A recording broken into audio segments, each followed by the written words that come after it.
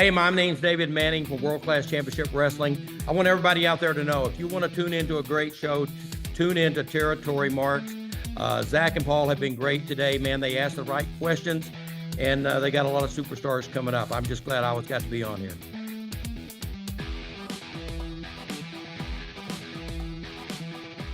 It's an honor to have you, sir. Thank you for joining us. Sure, appreciate it. Yeah, it's a quick backstory, David. Paul and I met through his brother and had a mutual love of all things 80s wrestling, pop culture, whatnot. And I said, we got to do a podcast together. We got to do a show. And then we started doing shows where we highlighted our favorite wrestling matches from the Territory era. And then had the opportunity to see the Iron Claw movie, met you there. And I said to Paul, Paul, would you be up for interviewing David Manning as our first ever Territory Marks interview? And he's like, absolutely. So who better? Who better? Who better? I'll let you speak, but I have questions, sir. Good. A lot. But David, yeah, it's an honor to have you on the show and a pleasure to meet you. We met in Dallas at not too far from the original Sportatorium, right? Yeah, it was real close. Matter of fact, where they did the after party was like, you could probably throw a rock and hit the old spot where the Sportatorium was. Wow. Okay. Wow. It What's was my in place first time. of it? Yeah. What'd they replace it with, unfortunately? Nothing.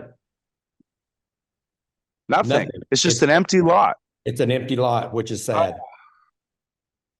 Mark Cuban, if you were out there listening, you need to build the Sportatorium up again.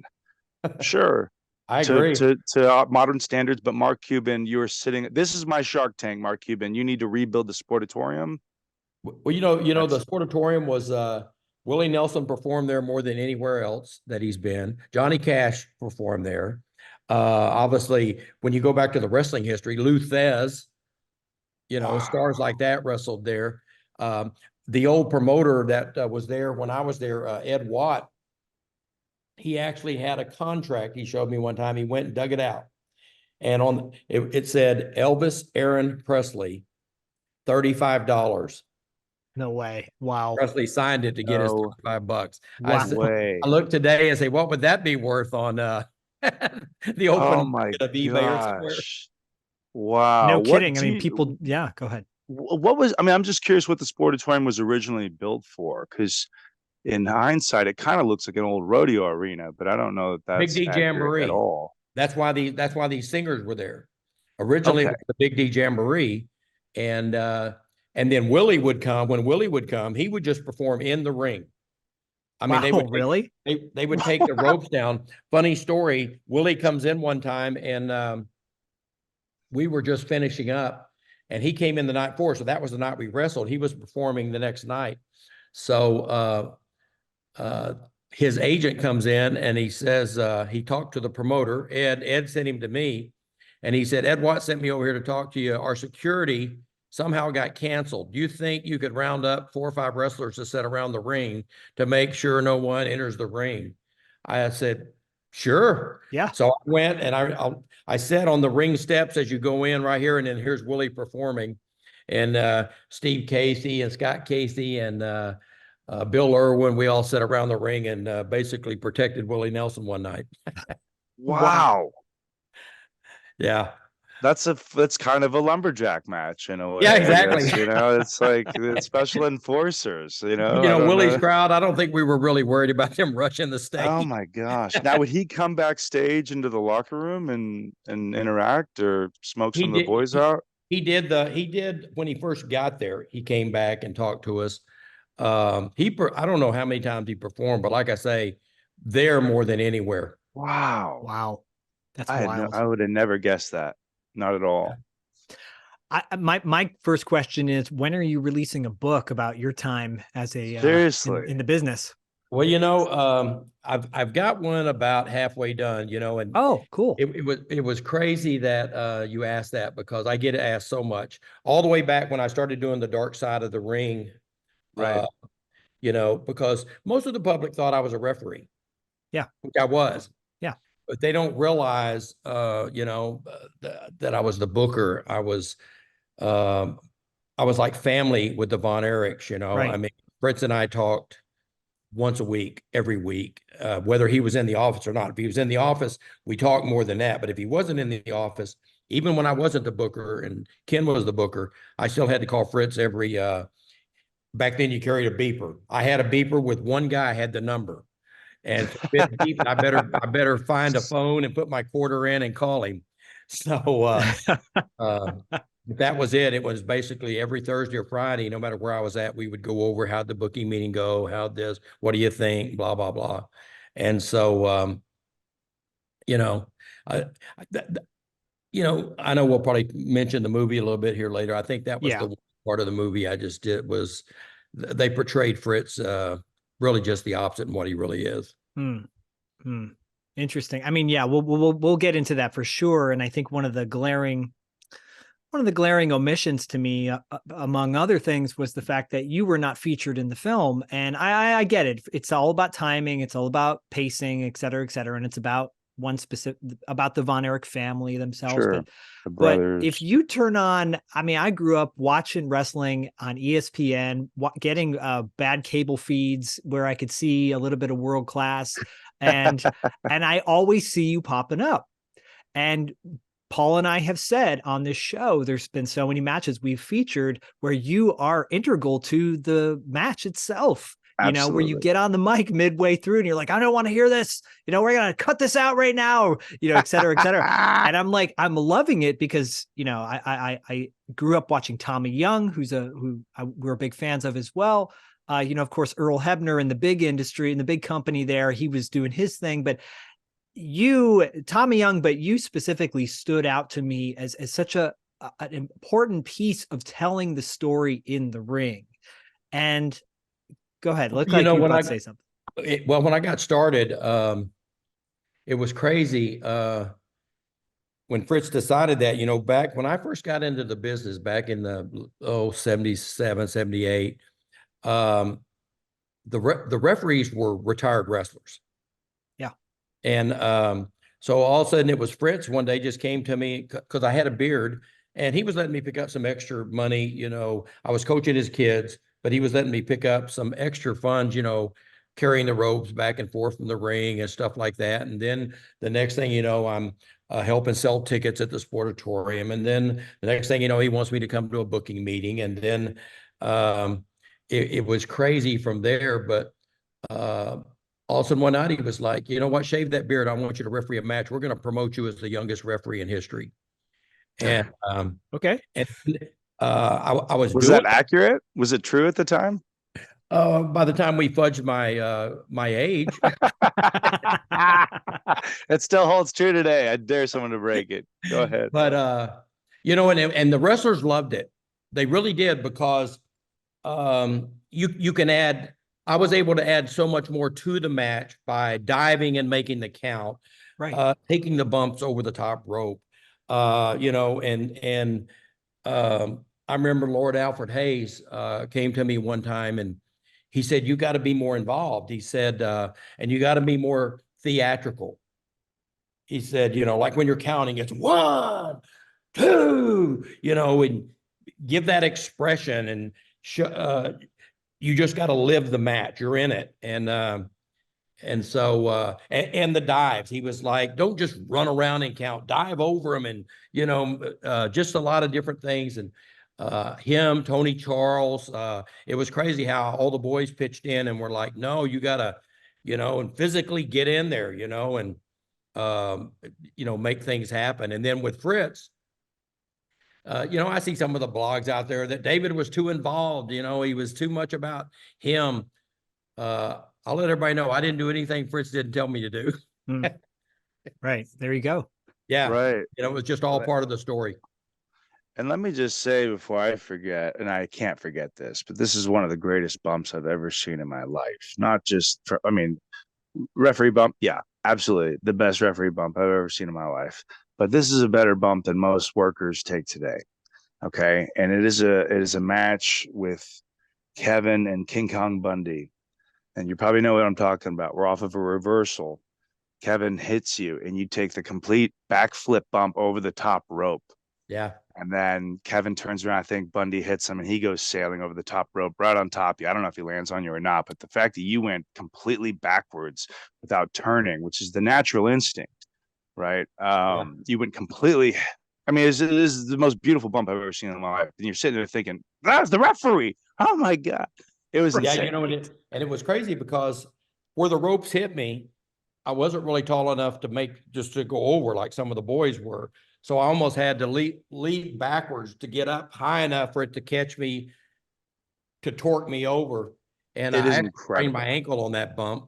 Wow. Because I went to the floor. I thought I was going to be able to catch the apron. I barely caught it. And then went to the floor. And then here comes Kevin right over, you know, who was also not one to really program his bumps. I mean, you know, Sure. and but probably the hardest bump I ever took was we were in a meeting one time, and I don't know if you guys have ever seen it, but there's a bump. I remember the first time I saw Red Bastien take it. It's where you go into the ropes and your head goes in, and then you take the bump over, and it scissors your neck, the rope. Oh, Yeah. in the ropes And, in the middle. Yeah, your neck's in there, but when you go over, and two things have to happen. One, the wrestlers cannot hit the ropes because those ropes, you know, when you hit them, they tighten. Right. And it can snap your neck. So we were all sitting in a booking meeting one time, and Fritz says, "You think you can take that bump?" Now, I'd never taken the bump, obviously. And I was like, I think so.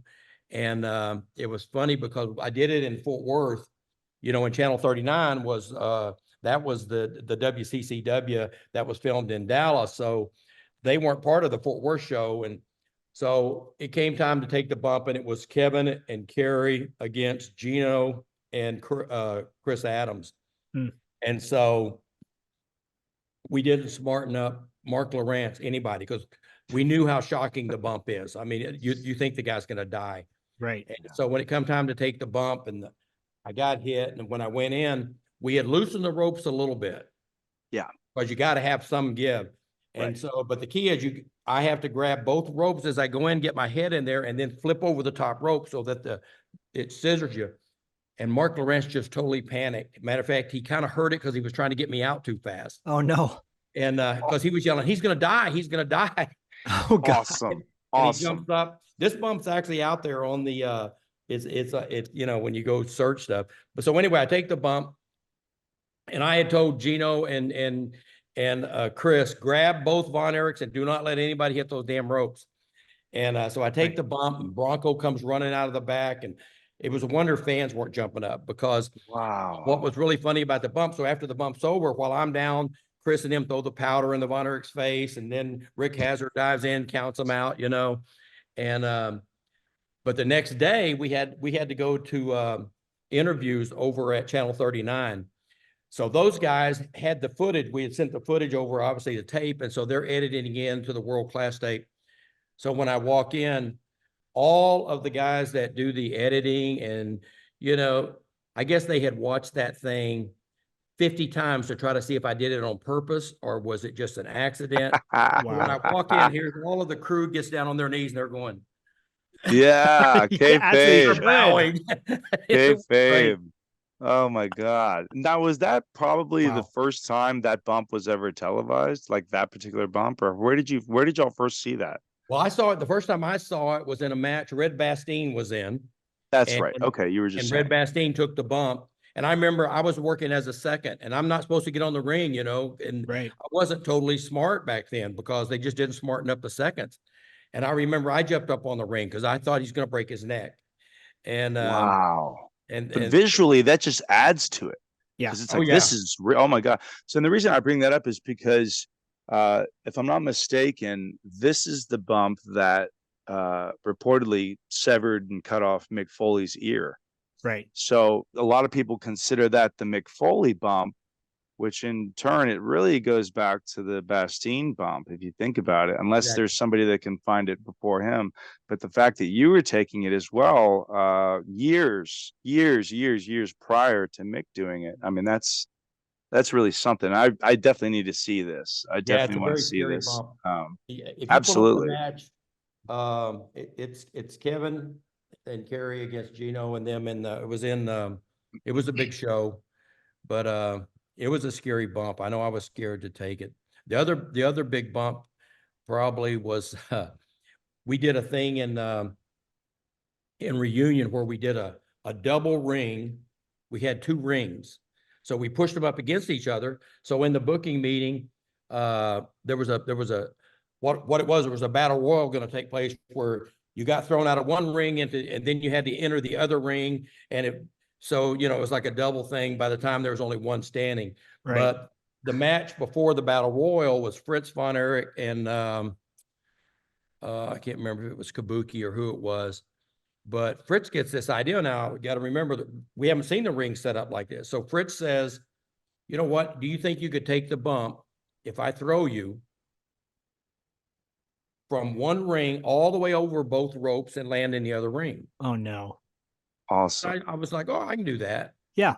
Well, when we get there and the rings are butted up, you forget about all that space that's on the outside where they stand, you know? Right. Like The By apron. the time you butted them up, I was like, holy crap. So I went back There. to Fritz. I said, you're going to have to really give me an extra heave. Well, that was probably a mistake Oh, no. because Oh. Fritz reached and grabbed me by the neck. I think I landed in the middle of the other ring. I was about Wow. to say you bypassed it and got eliminated. Yeah, it was, but we did all kind of things. And like you say, you know, it's what really, I think a lot of people didn't want to come to Texas and wrestle because, I mean, I tell people, go back and look at the Birds and the Von Erichs with the strap matches and Right. they beat the hell out of each other. They really Yeah. did. They You really know, did. It was one of those things was leave my eyes alone. Don't hit me in the nuts. And, you know, The throat. leave my teeth here and the rest is open. Right. Yeah, Right. I think for me that was one of the things back in the day that really compelled me to watch, because I'm playing with my action figures as a kid and I'm making it real and, you know, pretty hardcore for G.I. Joe battles. And then I'm watching World Class and I'm going, what is this? I'm like, I kid you not, going to bed thinking about those matches to this day. I still Yeah. do. Paul knows this. I've talked to him Right. about it. Oh, he still plays with them. I got a 9-year-old son, so that's my excuse, you know. But I got to ask you, so how did you get in the business to begin with? Like, where did this start? Go back to the inception. Well, you know, and I'm going to lead in this by telling I think everything happens through faith, and you know, I do a lot of motivational speaking now. That's one of the talents God gave me was speaking. That's great. And through wrestling, I made a lot of contacts, and that's how it led into that. But Right. I always say, if you give out good things, you'll get good things back. And Absolutely. so in Texas, there wasn't a lot when I wrestled in coming up. I started wrestling amateur wise, probably at about 6 years old, 7 years old, wrestled all the way through the YMCA and then blah, blah, blah. I hold some records that can never be beat in Texas amateur wrestling wise because the UIL had not turned it into a, you know, a sponsored sport, a certified sport or approved sport. I challenged as an 8th grader, the high school to go represent the high school in the high school state tournament, won that right, and then won state as an 8th grader, which can never happen again. Wow. What was the weight class there? Like 99 pounds. 99. 99 Oh, pounds. I didn't have to lose weight. I was probably only weighing about 88 Oh, I pounds back love then. that. With wet And, clothes on. Yeah. Oh my gosh. And so when I graduated at MAC, so I was a 5-time state finalist. When I graduated at MAC, I had some scholarship offers, and back then you really couldn't be married and you know, with what you had to go through. So I was in a position where I had to get married and got married. And so I was back here. I was wrestling over at Richland College, but I was also helping out at the Y for free. Okay. And doing the same thing my coach did for me, basically teaching the kids. And so MacArthur called me because they didn't have a coach, you know, and here it is now they got a sport. And so I went up and started coaching, and literally without my degree, they were paying me as if I was a teacher. And Wow. and so Cool. I was coaching there, but my YMCA team goes up to Denton, and there was a tournament taking place up there at, matter of fact, at the University of North Texas. Yeah. So I went there, and I'm not saying because of me, I was real fortunate to have some good kids with good talent. And then when you teach them the skills they're going to produce. And so we just kicked everybody's butt. And one of my kids Nice. wrestling another kid, and I'm watching this other kid. He's trying to do a switch and he's throwing it over the back and he's doing different things. So when the match was over, I said, let me show you something.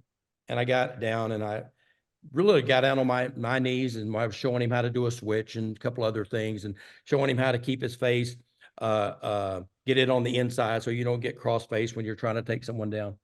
Well, long story short, about a week goes by. Oh no, that afternoon I went to it was crazy. I went to the concession stand and I just ordered a sandwich and a drink. And they bring it to me, they hand it to me, and I went to pay and she goes, it's free. I go, it's free. I said, oh wow, the coaches eat free, huh? She goes, no, you do. Compliments of Fritz Von Erich. Wow. I was a big fan. I'm like, Fritz Von Erich's here? She said, well, he was. And he said, if you wanted anything, to buy it, to give it to you. Wow. And he was one of the sponsors of this tournament.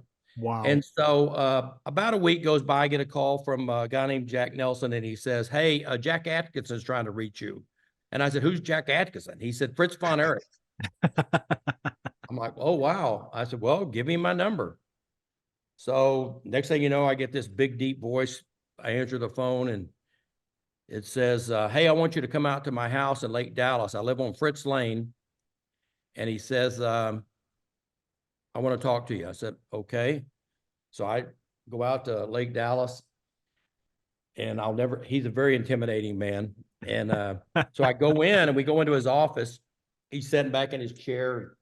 Fritz was one that sometimes would have 2 cigarettes going, for real. Wow.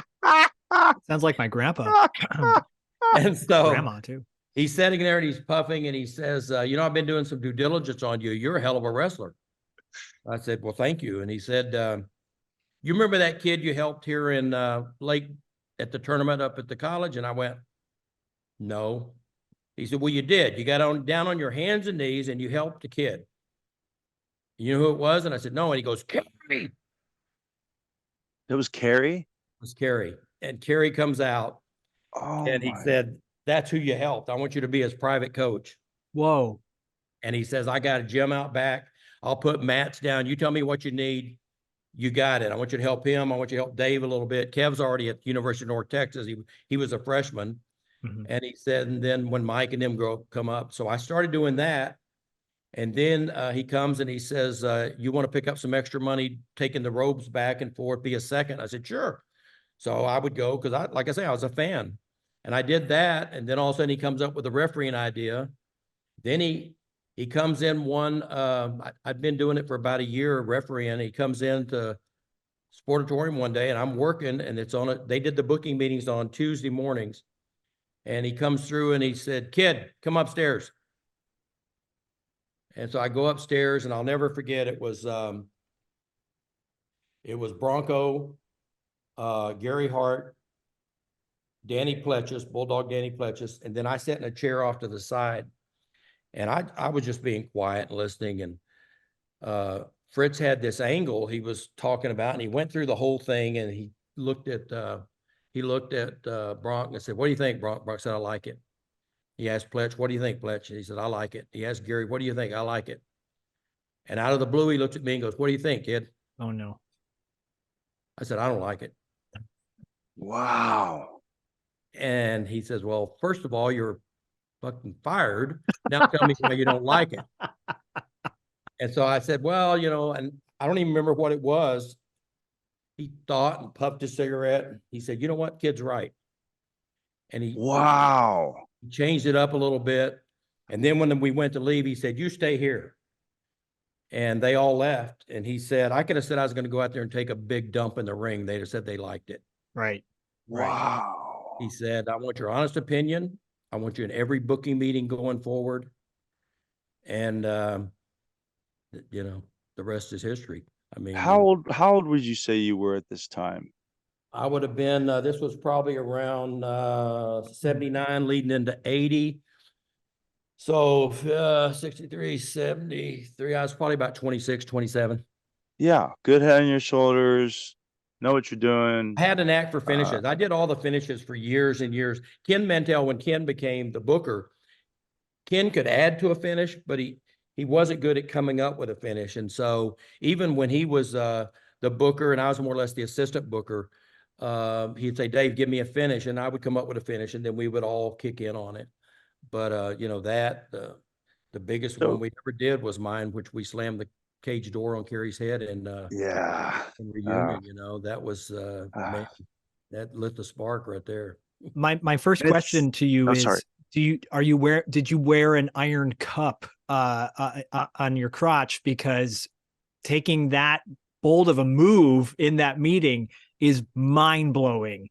Like the Yeah. fact that you had that instinct to do that, I Paul, right? I'd say 95%. And you were being honest. You were being Yeah. honest by disagreeing. You weren't doing it just to be different. You were literally just being honest. And the fact that he whatever saw it that was, you know,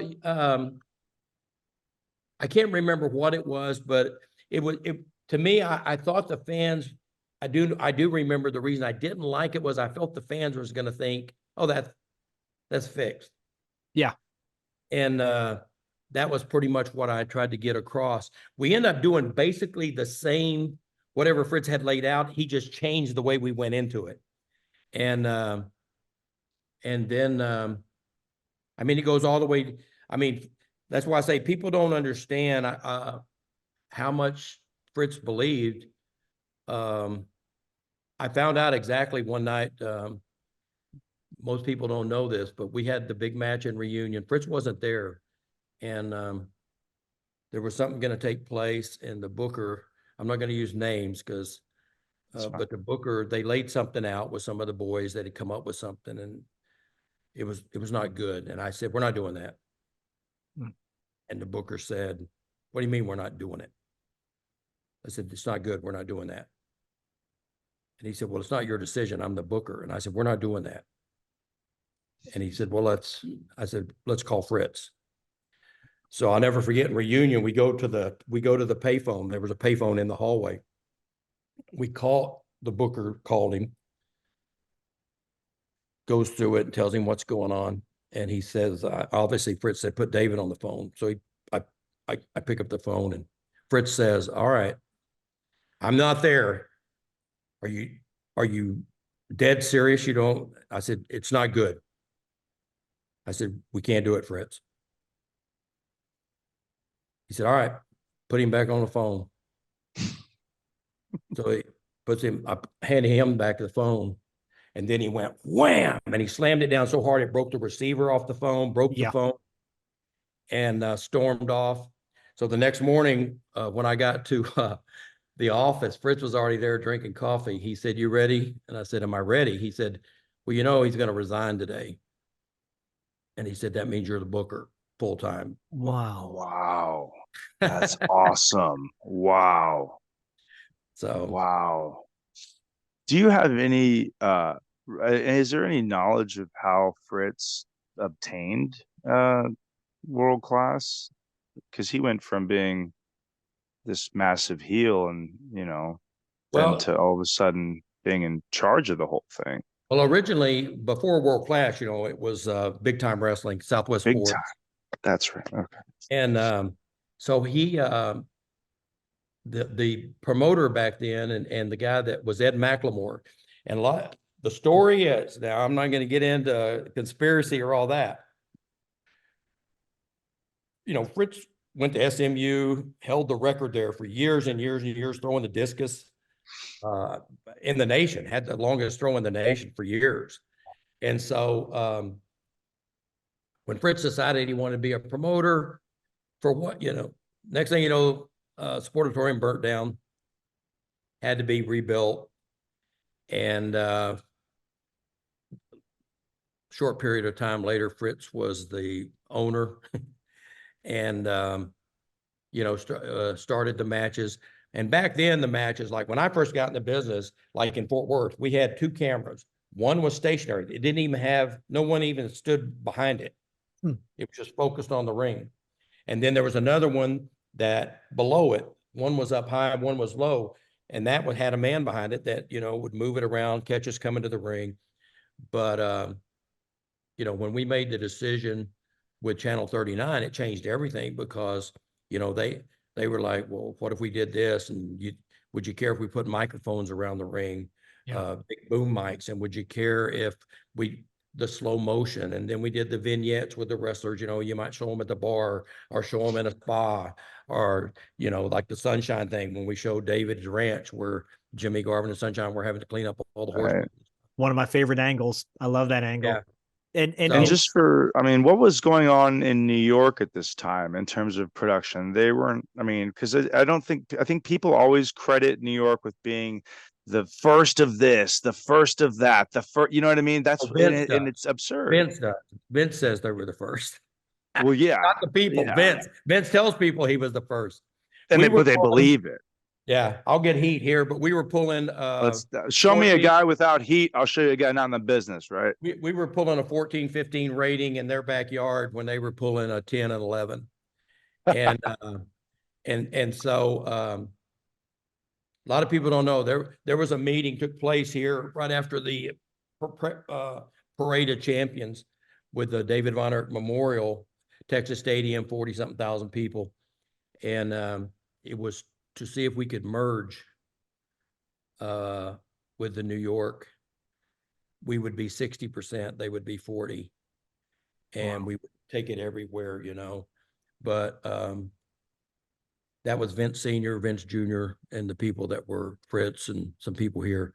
But the thing was that Fritz had this loyalty to all of the promoters around the country. I mean, you know, you had Vern Gagne up in Chicago, you had Bill Watts in the Mid-South, you had Harley and up in Kansas City with Bob. I can't think of Bob's last name. And but all over the country, you know, Mike LaBelle in California, and everybody had a territory. So what were you going to do with those guys? Just throw them out on the streets? right. And at that point, even with David, you know, dying, it was like, why do we need you? And Kevin and I both tried to get Fritz to pay per view Texas Stadium, because we were getting calls from all over the world. People want to come. And if who knows if we would have done it. You know, Kevin and I are pretty honest with each other. We know David was the business mind. Right. David and I started promoting towns. You know, we went to Fritz, could we do a town? So David and I were actually partners in Lawton, Oklahoma, and Tyler and stuff like that. And we started promoting, and but David was the, you know, unfortunately, Kevin, I say it, if it would have been any other brother, the business might have survived and kept going, because Dave was more the business side. Wow. And you're talking about so many firsts that you guys started, right? What wasn't, and I think with this movie, The Iron Claw, coming out, it's going to open up a whole new audience that is not familiar with that nostalgic era, the era that we love, the era that you worked in, grew up in. And I think it's going to ask a lot more questions, you know, because at one point in The Iron Claw, I love they're sitting around having lunch or dinner, and Mike is talking to Dave, or Carrie's talking to Mike about the camera angles and the music or something like that. And that's right. It brings me back to, weren't Not you, about camera, it's about wrestling. right? You guys were one of the first to bring music into the Music business, to the ring. right? Yeah. Music to the ring. You know, and it was crazy back then. We didn't know you had to pay ASCAP and all of this just to play certain songs. Right. You know? Right. And, but I tell you how big it got. Reunion Arena was right across the street, you know, from the Sportatorium. So all the security was the same. So it didn't matter who was in town. If we wanted to go see a concert, we just went backstage and we would go backstage. Whenever Tom Sawyer was here, Carrie and I went backstage, and we went back and this and that. And word got to the band that Carrie was backstage. And then word came back, they're about to play Tom Sawyer. Will you come out of the curtains? Wow. No way. So Rush is in town. Rush is in town. And so, God. you know, and they got to sell out of 18, 19,000 people. And all of a sudden, you know, it starts. I got And goosebumps, man. fans are That's so into it and cool. all Me this. And all of too. a sudden, Terry walked through those curtains and they went freaking berserk. It was Of course they did. Wow. Oh my God. Please tell me he tore his shirt off. Please. Oh, wow. yeah. So So yeah. cool. Oh Yeah, my so we did that, and gosh. then the slow motion, especially the mics in the ring. The mics in the ring, the boom mics, you had to be very careful, because Right. whoever's calling the match, you had to do it in a totally different way Right. because they could pick. Where I were mean, they picked up where every were other they call. placed? Just in the turnbuckle in the The corners? guy Where were would they? go around with him, and he would stick it through the ring. They were like this big, they're long, and he would stick Okay. them in, like, and It's like a try to boom pick mic us up. almost. Yeah. Yeah. Okay. So, Wow. and they would climb up. The camera guys would climb up on the ring, and shoot in. Now, who would Fritz fine or fire if he caught audible on that mic, if that ever happened? Probably he probably would have come down on me because Oh no. Oh me or the no. referee, because as the referees, if things got too loud or whatever, we would tell them, hey, the mic's going to pick it up. Kayfabe, man. Yeah. So it was, but Wow. like you said, you mentioned the book. It's crazy because after the Vice, all of a sudden I get the Vice guys are like, hey, we're going to have a ghostwriter call you. And then we did the Tales of the Territory. Oh my God, we got to have a ghostwriter call you. I was just on this trip, and one of the executives with the company, my consortia, big wrestling, and he grew up in Tennessee, the Jarretts and all of that. Okay. Yeah. Bar. So he was kind of a smart mark. And we had dinner. They sat at our table one night, and oh my God, he was just one after the other, kind of like this, a podcast. Right. And so I'm telling stories and doing this. And he goes, I'm a writer. And I said, oh yeah. And he goes, oh yeah, I was a journalist, a writer. I'm writing your book. I said, oh, you are? And he goes, yeah. And so as the trip went on, all of a sudden, the last night he came and he said, I sent you an email. I put 10 questions on there. I want you to answer them by recording. I don't want you to write. Okay. I want you to record the answers. It's about your background, blah, blah, blah. He said, just do it. I'm going to write about 10 or 15 pages. I'm going to send it to you. I know you're going to tell me I'm going to write your book, but I want you to read it and give you the option to say, no, you're not the guy. So I haven't recorded them yet. I was looking at the questions yesterday, so I'm going to do it. Oh, wow. I need to do it because there's so much. I mean, it's just crazy. I've been so blessed. Please, we're begging you to. We're begging you that we would love that. We would love that so much. Yeah, it's you have created a legacy with your work, with people you've worked with. It's a story that needs to be told, to have multiple voices in the game. It's one thing to have a movie come out, which rightfully so, and some opinions that it portrays this sport in a very good light overall, I think. And it's maybe the best depiction on screen, outside of, maybe moments in The Wrestler with Mickey Rourke. But I think as far as professional wrestling is concerned, it does that job. But it's important to have people who have been on the front lines, people who are on the ground doing the work. And when I met you for the first time, David, in Dallas, I was like, I want you on the show, because that is who we need to talk to about this time we love so much. We are marks. That's why we call ourselves territory marks. We are marks for the territory, and then my mom always brings up, well, George the Animal Steel was my PE coach. And I'm like, wait, what, Mom? And she goes, yeah, George Steele was her PE coach back in Detroit, before he became while he was wrestling, but that's a whole other story. I want to ask you quickly about Iron Claw and your opinion on it. What's your take on the Iron Claw? I mean, I got that question straight from the producer. We went to the after party, and my son was with me. My son Sean was with me when we saw it, and he liked it. Okay. I liked it, but it was hard for me to sit through because I know the truth. Right. I know every detail. I wish they would have talked to us, because I'll give you an example. Durkin, when when the guy named J.R. Schumer was taking me over to meet, he said, "Hey, I want you to meet Dirk." And I said, "Okay." So we go over, and that was, the producer and everything. And so he didn't have to introduce me. As soon as the guy saw me, he was like, "Oh my God." And I was such a fan growing up, and this and that and this and that. And he said, "So what'd you think?" And I said, "I thought the acting was great." And he said, "No, what'd you think?" And he said, "And I apologize for Chris. We just didn't have the time to build another character, and we didn't want to just go hit, boom, here he is." Right. And I said, "Well, I said it was hard for me because I know the truth. I know." And he said, "Well, we just wanted to make sure we covered all of the tragedies." And I said, "You didn't cover all the tragedies." No. Right. He was like, "Oh yeah, we did." I said, "No, you didn't." I said, "Did you cover Kev accidentally backing over Jill when she was a toddler, his daughter? Wow. And they took her to the hospital and she was out that night with a tire print across her chest, but it didn't kill her. Wow. It didn't even damage her."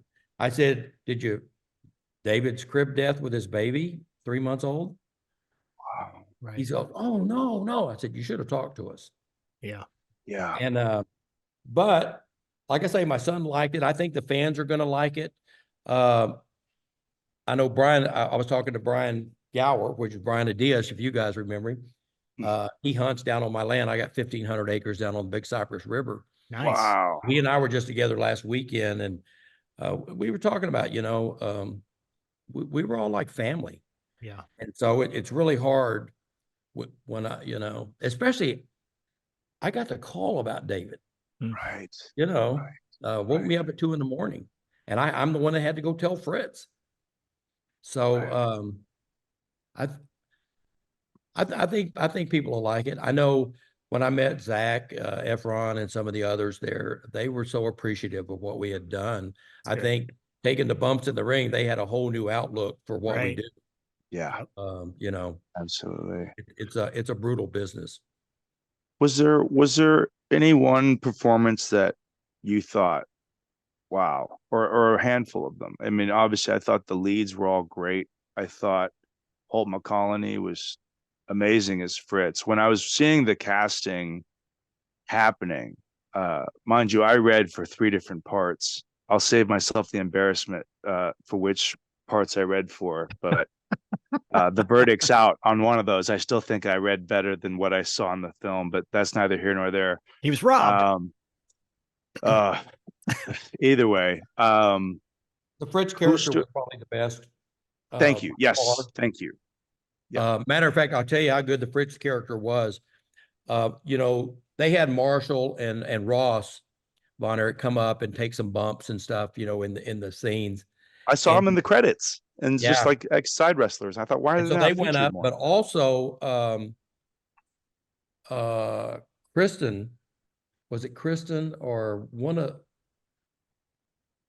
Oh no, it was Holly, Carrie's daughter. Went, they had built the replica of the Sportatorium and all of that. And she said when she saw the guy playing Fritz, she teared up. Wow. When she heard him talking and, she literally teared up. So by far that he carried the best. Zak did a phenomenal job. You're not going to find a replica for Kevin Von Erich or Kerry Von Erich or, but right. I think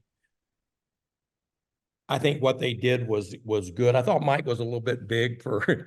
Thank you. We were both saying that. Yeah. We said, I said, I never knew Mike was 6'7". Yeah. Because if David was 6'8", Mike wasn't bigger Mike's than Kerry.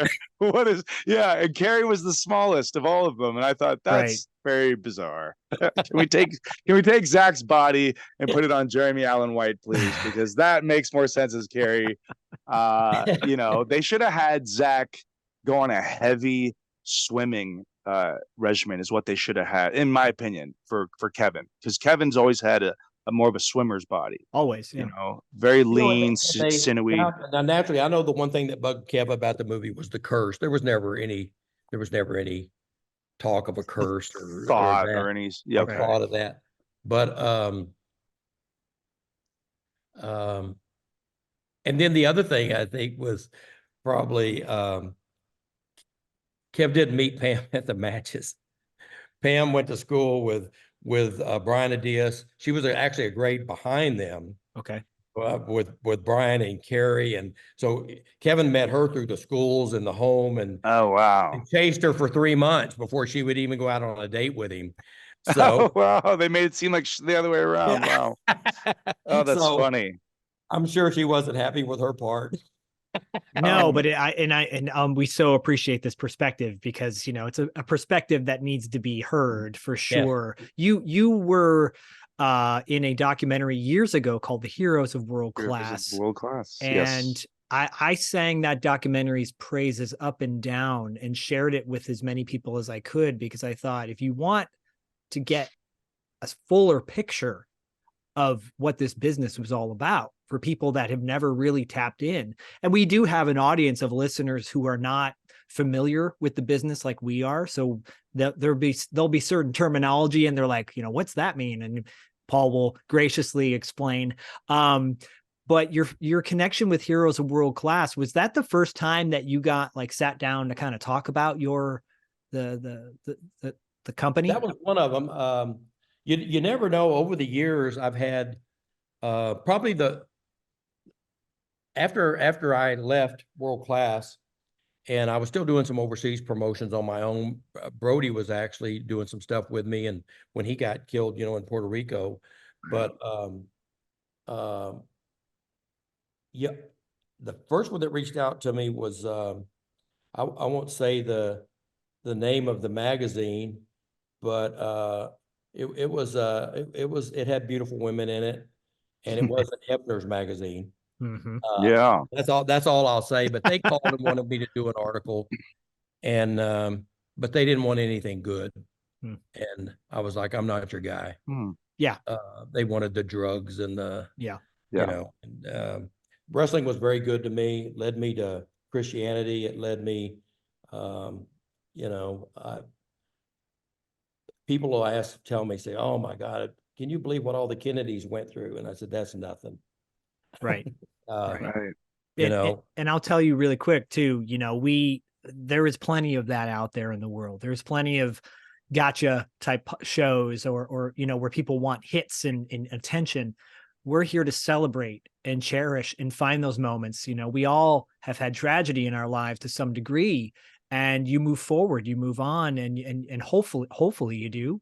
You know, and the beautiful thing is having you on our show is to give that perspective and to say, look, you know, yeah, there was some really horrible stuff that went down, but at the same time too, there was some really beautiful moments.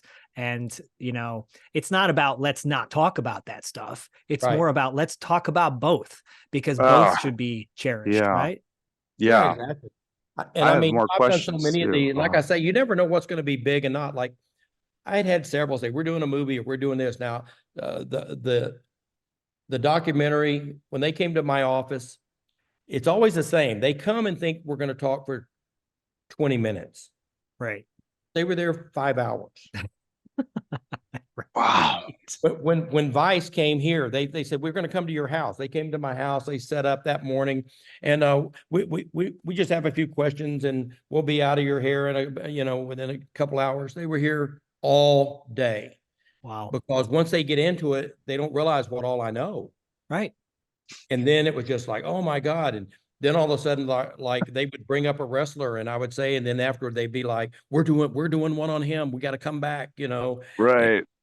And so I was in You booked yourself.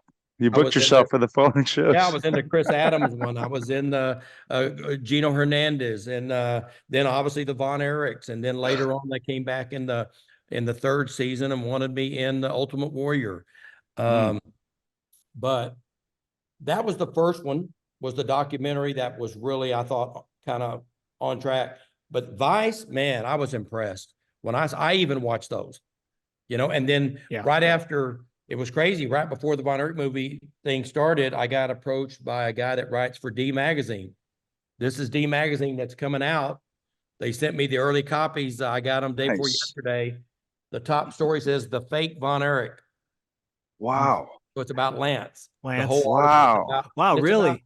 About 8 pages in here. Wow. Okay. They interviewed me, and they interviewed I told him to call Brian. He didn't. Brian Brian Gower doesn't do a lot, but when I told him to call him, he knew it wasn't going to be a hit job. Kevin even put some things in it. So that comes out this month. Oh, that's cool. And Wow. it's a good, it's about Lance and it covers a lot. And Now, question. I'm sorry. Talking about Lance, did he come from the notorious male review club that a few of these wrestlers were plucked from? Was it kind of like, oh, I'll go down to Dirty Dicks or whatever and see who the biggest stud is? We'll turn him into a wrestler. What's the lore behind that? Oh, the true story, and it's in here. It was crazy when we made the decision, that we had to have another Von Erich with David's death. Mike wasn't ready. I'm playing golf out at Ditto Golf Course. And we finished the first 9 and we go in and get something to drink. And here's this sculpture of a guy. And it was crazy because I know he saw me looking at him. And then we're playing and I see him over on a par 3 and I kind of ease over and I'm watching him and I'm looking at his movements. And I see him see me again looking at him. So I'm starting to think he thinks I'm there to hit on him. And so Could happen. So when we finished the round, I go up and I said, my name's David Manning. I said, I'm with World Class Championship Wrestling. I said, what do you do? You a bodybuilder? Why are you? He said, no. He said, I'm a bodybuilder. And he said, I own I got some national records and stuff like that. I said, well, you ever thought about wrestling? And he said, no, not really. And I said, can I get you to come down to the Sportatorium, talk to Fritz Von Erich? And I said, I'm not going to go into what we have right now, but you fit the mold. And he said, sure. And I said, I think you can make good money. I don't know what you're doing right now. He was selling real estate. And so I'll never forget when I left, I immediately stopped and called Fritz. And when he answered, I said, I found him. Wow. And so we had him come in and Fritz talked to him and we made the decision. The problem is we were in such a hurry and he was raw. Yeah. And he was having a hard time picking it up. So we literally sent him up to Portland to work for Don Owens. Yeah. And so they didn't have TV that got outside of their local area. And we sent him up there and they kind of primed him. We brought him back a little early, but we were pushed for time. And in the book, he takes a lot of stuff with the way they exposed him and stuff like that. But hey, basically he took a job and he did what he was supposed to do. And it turned in with Kerry's injury, a lot more work than anyone planned on. Yeah. How did they break that? Like, how did Fritz break that to the boys? I guess it's not just like, hey, this is what do you think? It's more like, this is what we're doing. You're going to go with it. Or well, how did that go about? When we had the bookie meeting, I have to say Kev was against it. He didn't want us to do it. He didn't like it. He felt like we were lying to the fans. Yeah.